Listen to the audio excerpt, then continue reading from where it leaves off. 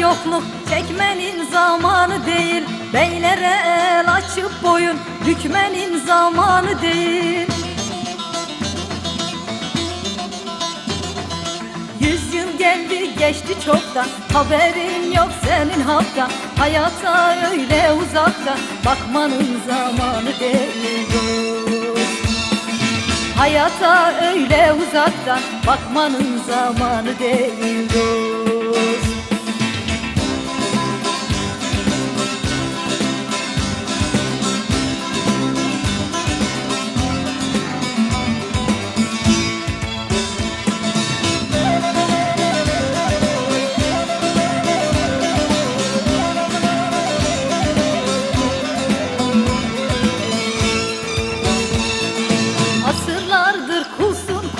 Neden düştün sen bu hala? Sessiz sedasız bir çula, çökmenin zamanı değil.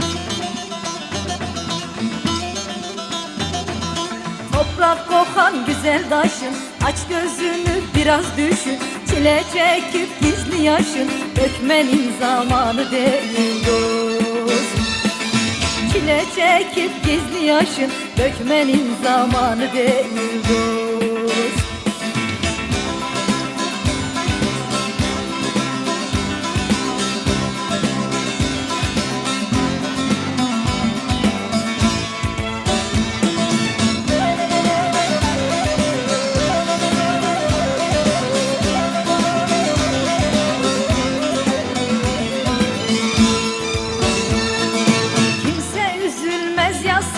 Dost ile düşmanın sana, tohumu yol ortasına, ekmenin zamanı değil.